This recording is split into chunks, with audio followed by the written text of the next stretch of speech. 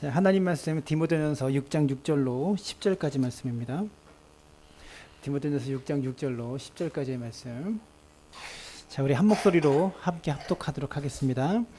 그러나 자족하는 마음이 있으면 경건은 큰 이익이 되느니라. 우리가 세상에 아무것도 가지고 온 것이 없음에 또한 아무것도 가지고 가지 못하리니 우리가 먹을 것과 입을 것이 있은즉 족한 줄로 알 것이니라. 부하려는 자들은 시험과 올무와 여러 가지 어리석고 해로운 욕심에 떨어지나니 곧 사람으로 파멸과 멸망에 빠지게 하는 것이라. 돈을 사랑함이 일만하게 뿌리가 되나니 이것을 탐내는 자들은 미혹을 받아 믿음에서 떠나 많은 근심으로써 자기를 찔렀도다. 아멘. 옆 사람 바라고 인사했으면 좋겠습니다. 당신과 함께여서 행복합니다. 네, 함께함이 행복이고 함께함이 즐거움입니다.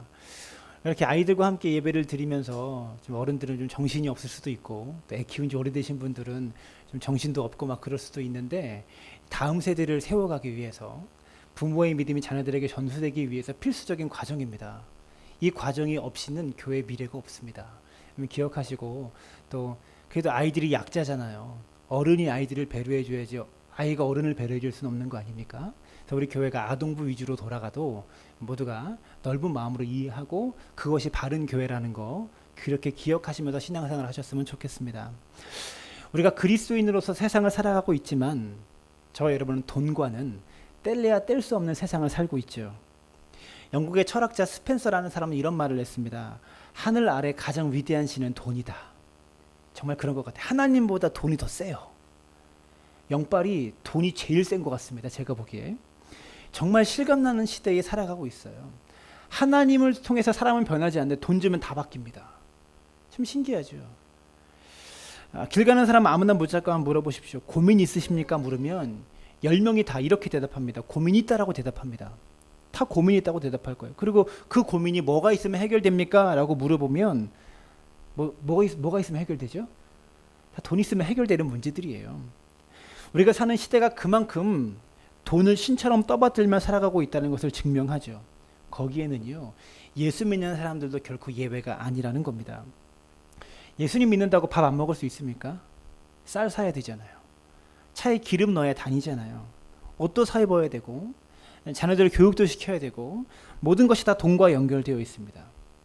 이렇게 우리의 인생에 다 돈과 연결되어 있는데 너무나 지나치게 우리가 돈에 매이다가 보니까 돈 때문에 일어나는 부정부패가 곳곳에서 일어나고 돈 때문에 썩은 냄새가 진동하고 있는 것이 우리 사회라는 겁니다. 근데 여러분, 제가 늘 느끼는 건데 사회와 국가 욕하지 마십시오.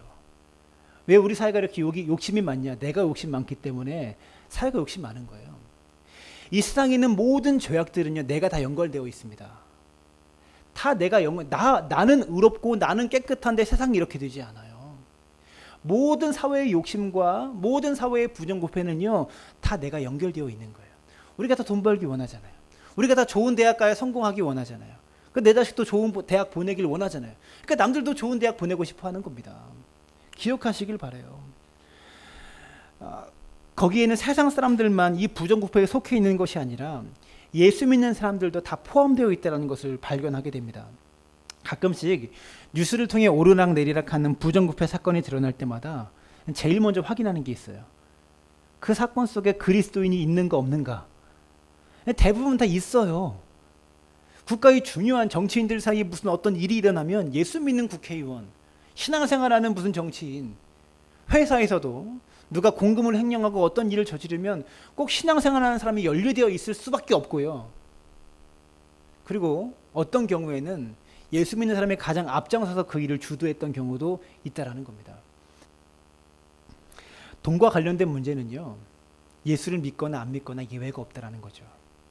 예수 믿는 사람이 특별히 나빠서 그런 것도 아니고 사람이 원래 그런 거예요. 돈 앞에서는 아무것도 안 보인다라는 겁니다. 금요예배 때 우리가 눕기서의 말씀을 함께 나누고 있어요. 거기에 엘리멜렉이라는 사람이 등장하는데요.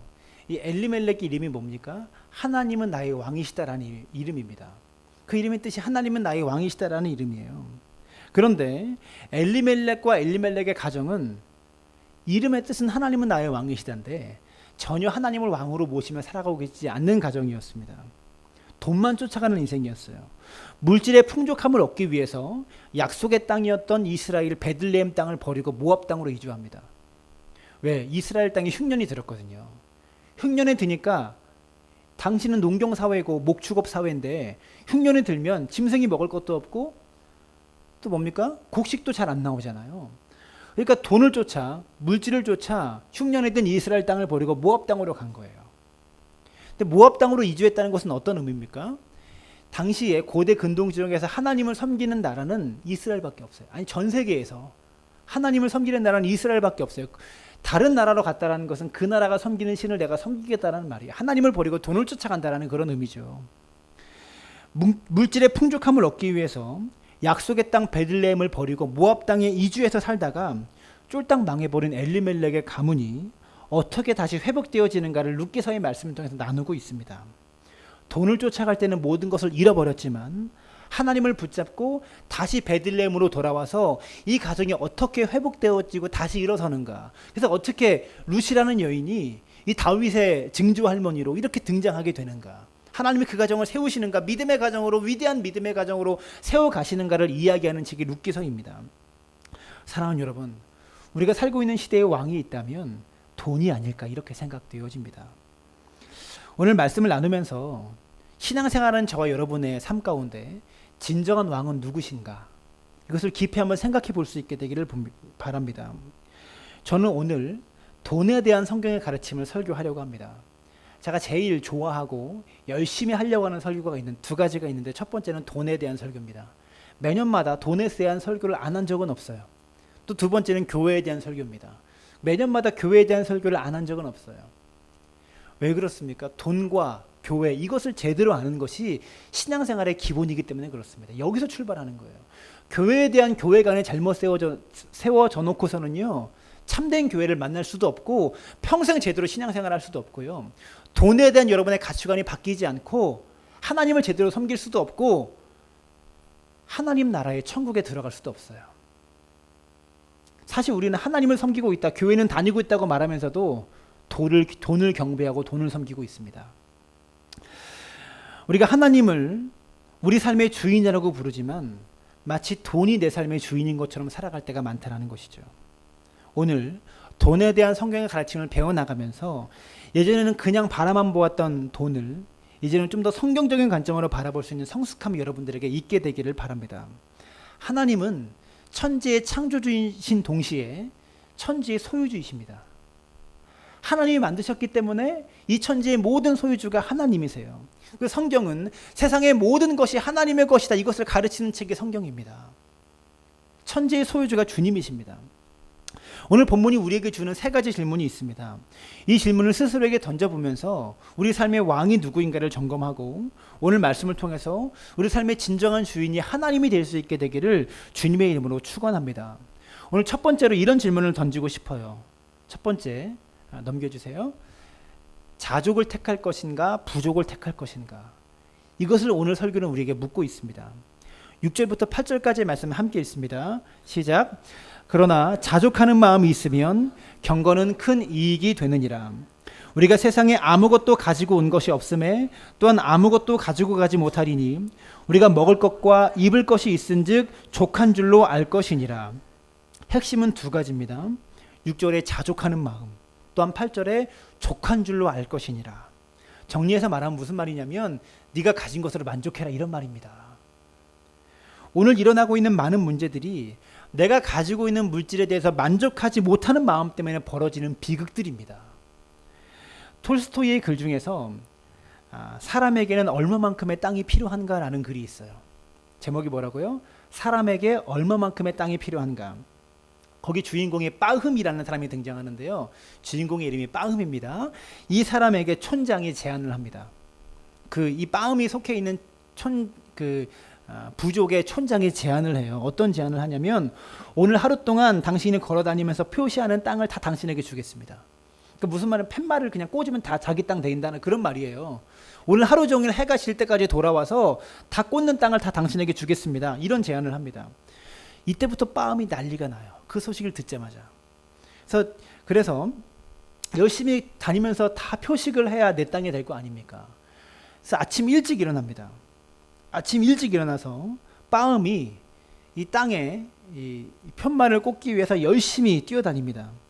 좋아 보이는 땅, 기름진 땅을 다 표시하고 언덕을 힘들게 올라가니까, 산을 올라가니까 저 멀리 또 기름진 땅이 보이는 거예요.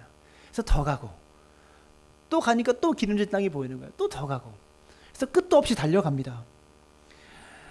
더 넓은 땅을 표시하기 위해서 동분서주하면서 뛰어가죠. 해가 저물어 가기 시작하니까 마음이 더 급해져 가지고요. 어떻게든 한 평이라도 더 기름지고 더 넓은 땅을 표시하려고 열심히 달려가서 땅을 표시합니다.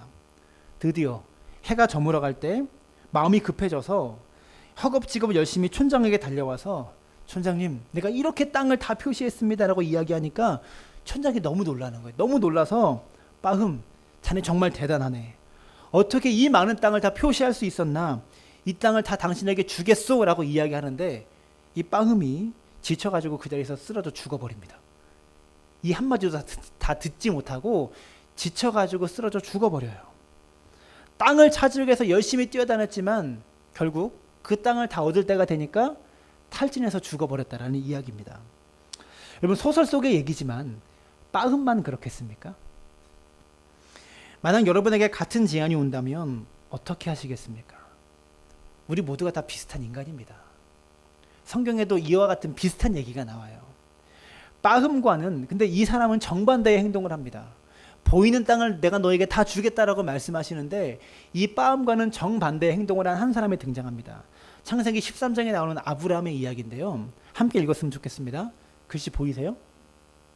14절부터 시작. 롯이 아브라함을 떠난 후에 여호와께서 아브라함에게 이르시되 너는 눈을 들어 너 있는 곳에서 북쪽과 남쪽 그리고 동쪽과 서쪽을 바라보라. 보이는 땅을 내가 너와 네 자손에게 주리니 영원히 이르리라. 보세요. 보이는 땅을 다 주겠다고 말씀하셨죠? 보이는 땅을 다 주겠다고 그러신 거예요. 그리고 16절에 내가 내 자손이 땅에 티끌 같게 하리니 사람이 땅에 티끌을 능히 셀 수 있을진데 내 자손도 세리라. 17절에 함께 읽습니다. 시작. 너는 일어나 그 땅을 종과 횡으로 두루 다녀보라. 내가 그것을 내게 주리라. 빠음에게 했던 제안과 똑같지 않습니까? 보이는 땅을 다 주겠으니 가서 보라는 겁니다. 그리고 종과 행으로 다 다녀보라라는 겁니다. 내가 그것을 내게 주겠다. 이렇게 약속하셨어요. 이쯤 되면 아브라함도 이 빠음과 같은 인간의 본능을 가지고 눈에 더 많은 땅을 보려고 다 다녀봐야 되지 않겠습니까? 보이는 땅을 준다고 했는데요. 너는 일어나 그 땅을 종과 행으로 두루 다녀보라. 내가 그것을 내게 주리라. 이렇게 말씀하셨으니까 열심히 다녀봐야 정상이 아니겠습니까? 근데 아브라함은 정반대 행동을 해요. 하나님께서 이렇게 보이는 땅을 주겠다, 다 다녀봐라, 다 주겠다라고 말씀하셨는데 18절에 어떻게 행동하냐면 함께 읽습니다. 시작. 이에 아브라함이 장막을 옮겨 헤브론에 있는 마므레 상수리 수풀에 이르러 거주하며 거기서 여호와를 위하여 제단을 쌓았더라. 아브라함은 어떻게 합니까? 땅을 돌아다니지 않습니다. 하나님께서 지금 나에게 주신 것에 만족하고 그 자리에서 예배를 드립니다. 여러분, 물질에 있어서 진짜 행복한 사람이 누군지 아세요? 하나님께서 나에게 주신 것에 만족할 줄 알고 하나님을 예배할 줄 아는 사람이 진짜 부자입니다. 크게 부자예요. 이렇게 질문하는 분들이 있을 겁니다. 그래도 목사님, 조금이라도 있어야 될 거 아닙니까? 너무 없어도 살기 힘듭니다. 이렇게 말씀하시는 분들이 계실 겁니다. 근데 오늘 본문은 왜 우리가 가진 물질에 만족하라고 말하는가? 7절에서 이렇게 말합니다. 우리가 세상에 아무것도 가지고 온 것이 없음에 또한 아무것도 가지고 가지 못하리니. 우리가 왜 만족해야 됩니까? 세상에 아무것도 가지고 온 것이 없는 인생이기 때문에 그렇습니다. 우리 손에 가지고 온 게 하나도 없어요. 우리 교회에서 제일 마지막에 태어난 아이가 하온이죠. 하온이 태어날 때 바로 옆에 있었거든요. 진짜 아무것도 안 가지고 나오더라고요. 탯줄 하나 들고는 그것도 잘라줘요. 이 탯줄도 못 가지고 가는 거예요. 정말 아무것도 없이 나왔습니다. 근데 나오자마자 엄마 아빠가 있는 거예요. 무슨 하나님이 준비해 놓으셨어요. 이 아이가 살 길을 태어나자마자 하나님이 준비해 놓으셨어요. 마찬가지로 여러분의 살 길도 하나님이 준비해 놓으셨습니다. 그 만족하라라는 겁니다. 우리가 이 땅에 올 때 아무것도 가진 것이 없이 빈손으로 왔기 때문에 내 것이 없다라는 거죠. 그리고 하나님 앞에 갈 때도 가지고 가는 것이 없기 때문에 지금 있는 것에 만족하라라는 말입니다. 욥기서 1장 21절을 보시면 욥이 이렇게 고백합니다. 이르되 내가 모태에서 알몸으로 나왔사온즉 또한 알몸이 그리로 돌아가올지라 주신 이도 여호와시오 거두신 이도 여호와시오니 여호와의 이름이 찬송을 받으실지니이다. 우리가 세상에 올 때 아무것도 없이 빈손으로 왔다라는 말입니다. 그리고 돌아갈 때 아무것도 없이 빈손으로 갑니다. 이게 하나님이 정해놓으신 세상의 이치입니다. 인간이 만든 게 아니고요. 하나님이 정해놓으신 거예요. 이 땅에서 있는 동안 우리가 누리는 모든 것들은 하나님이 잠깐 나에게 맡겨주신 것들이고 우리의 진짜 집은 우리의 영원한 본향은 저 천국이기 때문에 그곳에서 누리는 것들이 진짜 내 것이다라는 말이죠. 그래서 이 땅에서 많이 가졌냐 적게 가졌냐 때문에 싸울 필요가 없고요. 부족함을 느낄 필요가 없다라는 겁니다. 그게 불신앙이다라는 것이죠.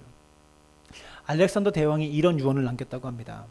자신이 죽을 때 관 밖으로 구멍을 2개 내가지고 자기의 빈손이 밖으로 보이게 해라. 그렇게 나를 관에 묻어라. 이렇게 유언을 남겼다고 합니다.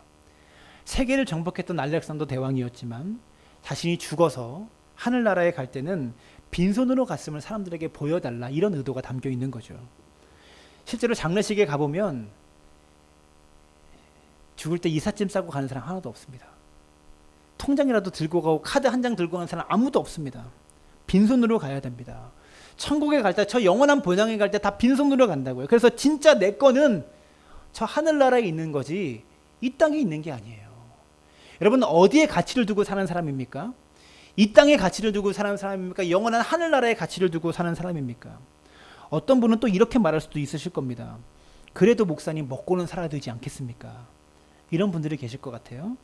오늘 8절은 이렇게 말합니다. 함께 읽습니다. 시작. 우리가 먹을 것과 입을 것이 있은즉 족한 줄로 알 것이니라. 많이 있기 때문에 족해라 이런 말 하지 않습니다. 좋은 것을 가졌기 때문에 만족하라라는 말이 아닙니다. 우리가 자꾸 남과 비교해서 내가 더 좋은 것을 가지고 만족하면 행복해지는 줄로 착각하고 있어요. 성경은 그렇게 말하지 않습니다. 먹을 것이 있기 때문에, 입을 것이 있기 때문에 그게 만족의 조건이다. 이렇게 가르쳐주고 있는 거예요. 우리나라는 절대적 빈곤에서 벗어난 지 오래되었습니다. 보릿고개 시절은 다 지나갔어요. 근데 예전에는 국가적으로 먹을 것이 없어서 정말 굶어 죽었던 그런 시절이 있었어요. 근데 지금은 절대적인 빈곤이 아니라 상대적 빈곤의 시대를 살고 있다고 합니다. 남과 비교하니까 우리 집이 가난해 보이고 내가 가진 것이 남이 가진 것에 비해서 못하다라는 겁니다. 우리 딸내미도 보니까 유치원인데요. 애들 어디 사는지 다 알고 있어요. 걔는 무슨 아파트 살아. 걔는 어디 살아 다 알고 있더라고요. 근데 아이가 비교해서 하는 것은 아닌 것 같아요. 예? 저 집이 우리 집보다 좋다 나쁘다를 이게 알아서 하는 말은 아닌 것 같아요. 예. 근데 벌써 그런 것들을 기억하고 있더라고요. 남과 비교해 보니까 우리 집이 가난해 보이고 내가 가진 것이 남에 비해서 못해 보이는 상대적인 빈곤을 겪고 있다는 것이죠. 이런 빈곤을 악성 빈곤이라고 합니다. 왜 악성 빈곤이라고 말하냐면 남과 비교해서 내가 가난해 보인다는 것은요. 늘 비교 대상이 있을 수밖에 없어요. 비교 대상이 늘 있을 수밖에 없습니다. 그래서 이런 빈곤을 악성 빈곤이라고 하는데 이 빈곤은 채우려고 해도 채워지지 않아요. 만족이 없는 가난이기 때문에 악성 빈곤입니다. 마치 악성 종양처럼 우리 속에서 이 비교 대상이 점점 자라난다는 것이죠. TV 홈쇼핑을 많이 보시죠. TV를 보다가 채널을 돌리다가 8번, 10번 이런 데서 홈쇼핑을 보다 보면 저건 꼭 사야 돼. 이렇게 생각하신 적 없으십니까? 프라이팬 광고 보면서 저걸로 요리하면 진짜 내가 요리를 잘할 수 있을 것 같은데 이런 생각 들죠. 그래서 저거 매진되면 저거에 못 살 것 같아가지고 저거 없으면 내가 요리를 다시는 못할 것 같아가지고 주문 버튼을 누를 때가 많이 있습니다. 저 운동기구만 있으면 내가 날씬해질 것 같아가지고 운동기구를 사는데 사놓고 집안 한구석에 옷걸이가 되어버린 운동기구가 얼마나 많이 있습니까? 그냥 옷만 거는 거예요. 밖에 나갔다 오면. 원래 요리에 관심 없는 사람은요. 프라이팬 있으나 없으나 다 잘해요. 요리를. 저 프라이팬 있으면 내가 정말 요리를 잘할 것 같은데 그거 있다고 잘하는 게 아니거든요. 정말 잘하는 사람은 양은 냄비 하나만 갖다 줘도 다 합니다. 근데 광고를 보고 있으면 저거 없으면 내가 뭐를 못할 것 같고 저걸 꼭 있어야 내가 할 수 있을 것 같은 생각이 든다는 것이죠. 이렇게 한 개, 두 개 사기 시작하면서 집 앞 한 구석에 재활용품으로 쓰레기로 전락해버린 그런 물건들이 얼마나 많이 있습니까?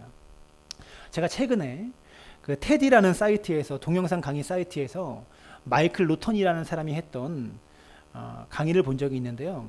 이분의 강연의 제목이 이거였습니다. 어떻게 돈으로 행복을 사는가, 이런 제목이었어요. 여러분, 돈으로 행복을 살 수 있을까요, 없을까요? 있을 것 같아요, 없을 것 같아요? 대답을 안 하시네요. 없을 것 같다라고 누구는 대답하는데, 여러분, 돈으로 행복을 살 수 있습니다. 내가 가지고 있는 돈을 나를 위해서 쓴 사람과 남을 위해서 쓴 사람이 느끼는 행복 지수가 다르다라는 겁니다. 남을 위해 쓴 사람의 행복 지수가 훨씬 높았다라는 것이죠. 미국과 캐나다에 있는 사람을 대상으로 조사를 했는데요.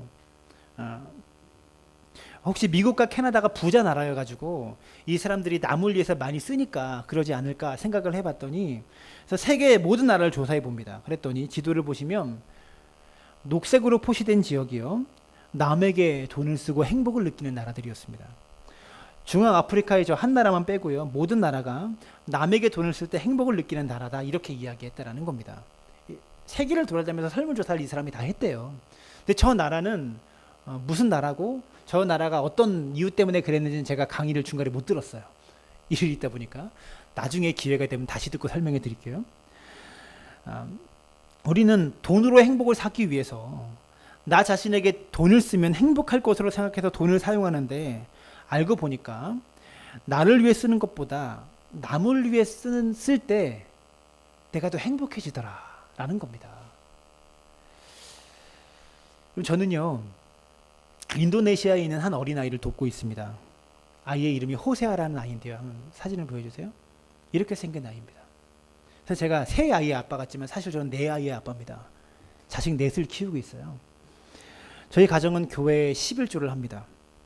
이거 11조 외에도 주일원금도 하고 감사원금도 합니다. 제가 얼마 버는지 여러분 다 아시잖아요. 그죠? 한 달에 얼마 버는지 여러분 다 아시잖아요. 제가 월급을 늘리고 싶으면 여러분들에게 결제를 받아야 돼요.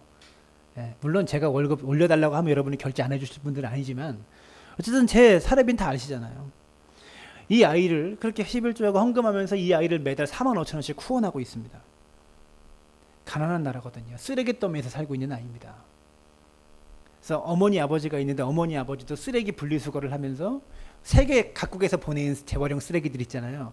분리하고 업체로 보내면서 그렇게 겨우 살아요. 저희 가정이 돈이 있어서 도울 수 있는 것 아닙니다.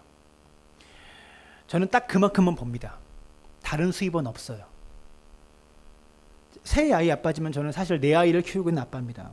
물질적으로 절대 풍족하지 않습니다. 모자란 것 같지만 모자라지 않습니다. 저희 아이들 봐도 귀티가 나잖아요. 부잣집 아이들 같잖아요. 뭐 목사님은 부모님이 좀 도와주시겠지. 도와주셨어요. 결혼할 때 도와주셨고 이번에 집 이렇게 할 때도 도와주셨어요. 근데 뭐 아이들 학원비를 대주시거나 뭐 우리 생활비를 대주시거나 절대 그럴 뿐이 아닙니다. 모자랄 것 같지만 모자라지 않게 살아요. 더 감사한 건요, 이 속에서 행복을 느끼며 산다라는 거예요. 근데 중요한 건 뭐냐면, 여지껏 살면서도 유치원비 한번 밀려본 적 없고, 뭐 가스비 교회에서 해주니까 그런 거 밀려본 적 없고, 아이들 학원비 밀려본 적 없고요. 다 풍족하게 채워지더라고요. 하나님이 채우시더라고요. 또 아이들이 물어요. 호세아는 잘 크고 있냐고.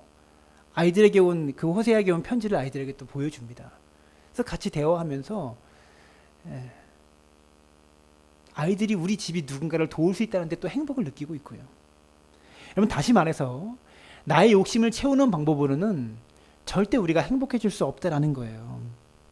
오늘 이 시간 예배하는 모든 성도님들이 돈으로부터 자유하기 위해서 하나님께서 내게 주신 것에 만족할 수 있게 되기를 주님의 이름으로 부탁을 드립니다.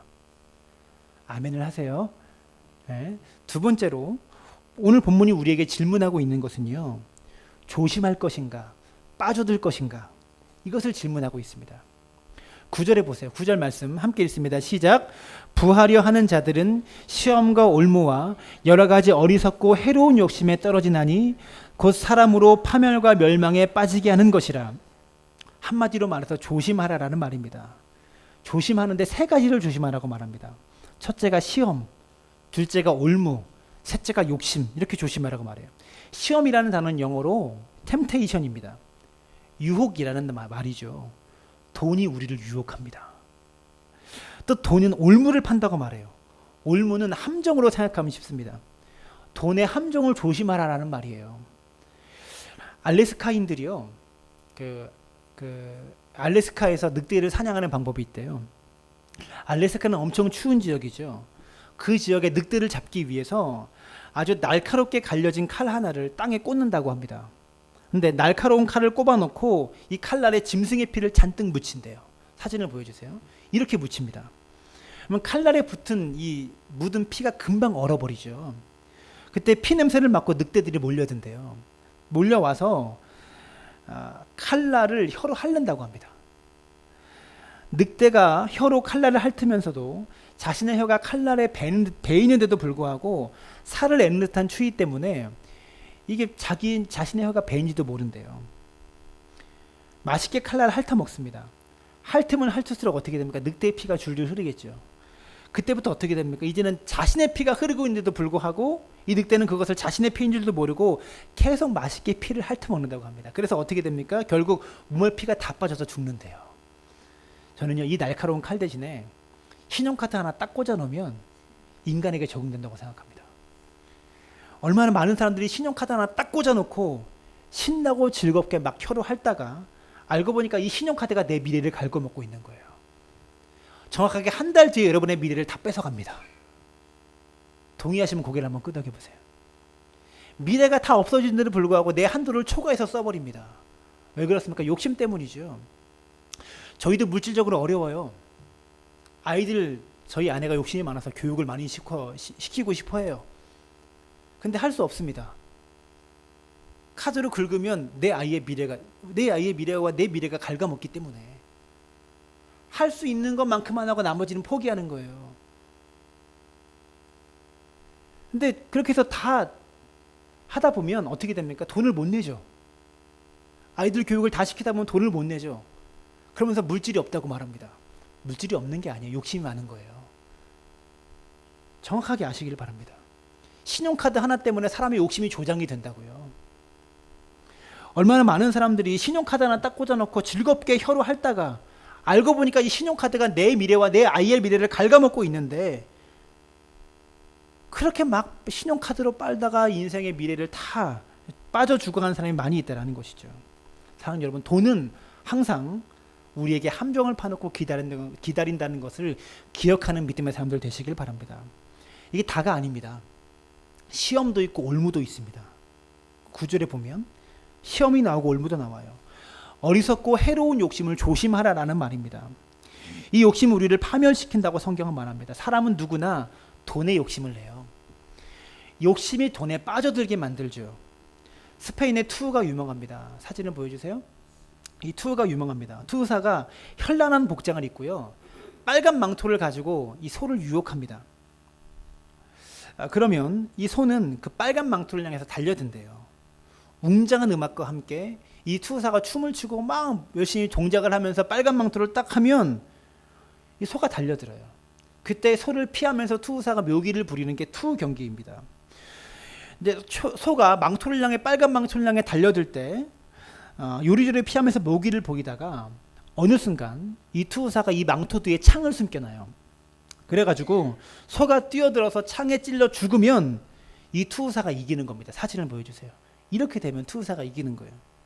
반대로 투우사가 지는 경우가 있는데요, 이렇게 현란한 옷과 망토를 들고 유인할 때, 이 소를 유인할 때 이 소가 투우사를 무시하고 빨간 망토를 향해서 뛰어들지 않으면 소가 지는 겁니다. 간단하죠.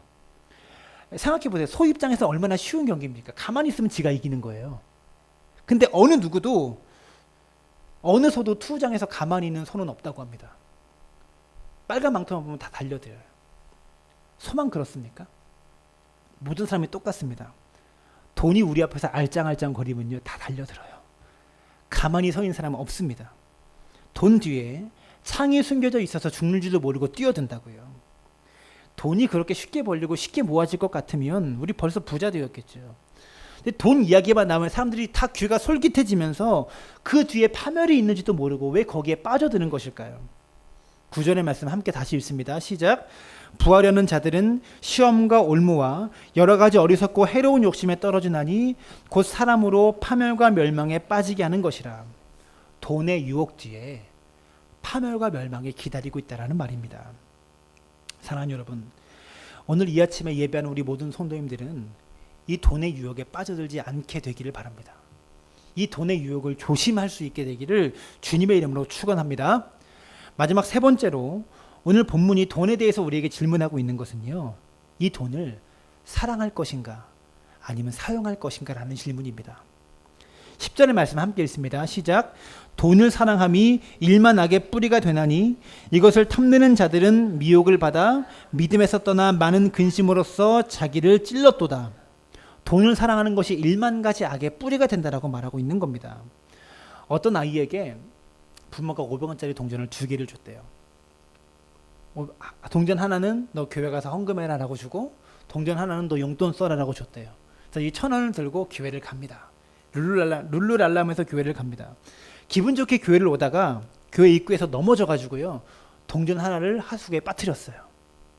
교회 앞에서 이 아이가 펑펑 울고 있는 거예요. 그래서 교회 학교 선생님이 가서 우는 아이한테 얘야 너 왜 우니? 라고 물어보니까 이 아이가 하는 말이요, 헌금할 500원이 하수구에 빠졌어, 이렇게 대답했다라는 겁니다. 돈에 써놨습니까? 이 500원은 헌금할 돈, 이 500원은 지 용돈이라고 써놨습니까? 성경은요, 돈 자체가 선하다 악하다 말하지 않습니다. 돈을 버는 게 나쁘다는 말이 아닙니다. 돈을 사랑하는 게 나쁘다라고 말하고 있는 것이죠. 이렇게 머리로는 이해가 되는데요, 실제로 삶의 현장에 들어가 보면 이 말을 이해하지 못하는 사람이 많다는 것이죠. 쉽게 말하면 이겁니다. 사람은 사랑의 대상입니까? 사용할 대상입니까? 사랑해야 될 대상이죠. 근데 여러분, 돈은 사랑의 대상입니까? 사용할 대상입니까? 사용의 대상입니다. 돈을 사용해서 사람을 사랑해야 되는 겁니다. 근데 실제로 우리가 살아가다 보면 사람을 사용해서 돈을 모으고 있지 않습니까?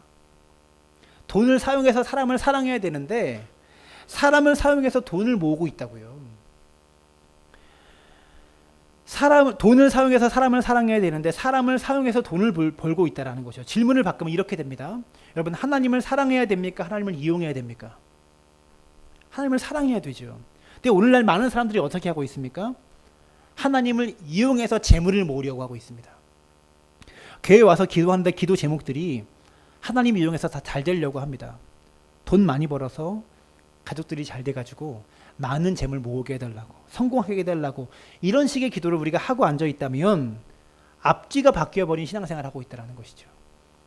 이 말은 이와 같아요. 사람을 이용해서 돈 좀 벌게 해주세요. 이 말과 똑같은 겁니다. 여러분, 돈을 이용해서 하나님을 예배하고 계십니까? 아니면 하나님을 이용해서 돈을 벌고 싶으십니까? 제가 마석에 있는 수동 넘어가는 길에 있는 교회에 전도사와 간사로 섬긴 적이, 처음에 간사로 시작했다가 거기서 전도사로 섬긴 적이 있어요. 목사님은 화가 머리끝까지 한번 나셨습니다. 한 성도 때문에. 한 성도가 교회를 옮겼는데 이분이 현대자동차에 다니시는 분이세요. 교회를 옮겼는데 왜 옮겼냐? 옆에 있는 큰 교회, 여기 마석에 있는 어느 교회라고 말을 안 할게요. 우리 근처에 있는 큰 교회, 그 교회를 옮겼어요. 현대자동차 영업을 하시는 분인데 자기 그 같은 동네에 사는 분이 이렇게 얘기를 했대요. 우리 교회 오면 성도가 많아서 차를 더 많이 팔 수 있어. 그래서 교회를 옮겼다는 거예요. 그래서 교회를 떠나겠다라는 거예요. 목사님이 화가 나가지고 그 교회는 성도들을 어떻게 가르치길래 교회를 이용해서 돈 벌려고 생각하고 있냐, 성도가. 교회에 보험하시는 분들 있죠. 가급적이면 교회에서 보험 팔지 마시기 바랍니다. 교회에 뭔가 장사하는 분 있죠. 가급적이면 교회에서 장사하지 마시기 바랍니다. 교회는 돈 버는 곳이 아니에요. 하나님을 예배하는 곳이지. 성도들이 자유롭게 찾아가서 거기서 사주는 건 괜찮아요. 내가 성도가 나서서 우리 가게 물건 사라 이렇게 말하지 말라라는 그런 의미예요. 오늘 이 시간 예배하는 모든 성도들이 가치가 바뀌어질 수 있게 되기를 바랍니다. 지금까지 돈을 사랑하던 인생들이 하나님을 사랑하는 인생으로 인생의 가치관이 바뀌어지시기를 바라요. 재물을 이용해서 하나님을 섬기고 재물을 이용해서 하나님을 예배하고 교회를 더 잘 섬기는 여러분들 되시기를 주님의 이름으로 축원합니다. 빌립보서 3장 8절은 이렇게 고백합니다. 또한 모든 것을 해로 여김은 내 주 그리스도 예수를 아는 지식이 가장 고상하기 때문이라. 내가 그를 위하여 모든 것을 잃어버리고 배설물로 여김은 그리스도를 얻기 위함이다 라고 고백하고 있어요. 그러니까 바울은 지금까지 자기가 사랑했던 것들을 배설물로 여긴다라는 겁니다. 그리고 이제부터 예수님만 사랑하기로 결정했다라는 거예요. 기억하시길 바랍니다. 오늘 이 아침에 우리가 물질로부터 자유하려면 다른 방법 없습니다. 내 사랑의 대상이 예수 그리스도로 바뀌는 것 외에는 없습니다. 짧은 이야기 하나를 하고 설교를 마치려고 합니다. 찬송가 94장을 보시면 오늘 부른 찬송가 94장 오른쪽에 영어로 GB 쉐아라고 적혀 있을 겁니다. 이 사람이 이 찬송을 작곡한 작곡자입니다. 원래 이 사람은 보험회사의 판매 직원이었어요. 보험회사에서 판매 왕으로 불렸던 그런 사람이었습니다. 근데 이 사람이 미국의 NBC 방송국에 나와가지고요, 공개 방송에서 노래를 불렀는데, 지금 우리와 같은 공개 오디션 그런 데였나 봐요. 공개 방송에서 노래를 불렀는데 목소리가 너무나 감미로워가지고요, 많은 사람들에게 노래로 감동을 주었대요. 보험회사 판매원이 갑자기 TV에 나와서, 다음날 TV에 방영되자마자 전국구 스타가 되어가지고요, 당시 미국의 최고의 기획사 레코드 회사에서 이 GB 쉐아에게 계약 제의를 해왔습니다. 우리 기획사와 계약을 맺자고, 노래를 잘하니까. 근데 같은 시기에 이 사람의 방송을 보고 한 목사님이, 부흥사 목사님이 GB 쉐아에게 찾아와서 제안을 합니다. 나와 함께 부흥회를 다니면서 그 아름다운 목소리로 하나님을 위해서 찬양을 한번 해보지 않겠냐고 이렇게 제안을 합니다. 나는 부흥회를 다니면서 말씀을 전하고 당신은 내가 말씀 전하기 전에 찬양 사역으로 성도들의 마음을 감동시켜주는 그런 일을 해보지 않겠냐고 제안을 합니다. GB 쉐아가 두 가지 제안을 놓고 기도를 합니다. 수백만 달러의 계약이 달린 이 기획사와 계약을 하거나 아니면 이 부흥사 목사님과 함께 계약을 하거나, 이 두 길을 놓고 기도를 시작한 거죠. 그때 생각났던 말씀이 이 빌립보서 3장 8절 말씀이라고 합니다. 내가 그를 위하여 모든 것을 잃어버리고 내가 가지고 있는 것을 배설물로 여김은 그리스도를 얻으려고 하기 때문이다. 그래서 주 예수보다 더 귀한 것은 없네. 이 찬송을 작곡했다라는 것이죠. 이 GB 쉐아라는 사람이 2013년 4월 달에 돌아가셨습니다. 최근까지 살아계신 그런 분이죠. 80이 넘는 나이에도 세계를 돌아다니며 빌리 그레엄 목사님과 찬양 사역을 함께 했습니다. 사진을 보여주시면 오른쪽에 검정 코트가 빌리 그레엄 목사이고요, 왼쪽에 이 베이지색 코트가 GB 쉐아입니다. 이 둘이 전 세계를 돌아다니면서 찬양 사역을 하고 말씀을 증거했다라는 겁니다. 이분이 찬양을 인도하면서 기억에 남는 멘트가 1983년에 네덜란드에서 있었던 전 세계 기독교 지도자들이 모인 집회에서 GB 쉐아가 찬송가 94장을 찬양합니다. 우리나라에도 같이 왔대요.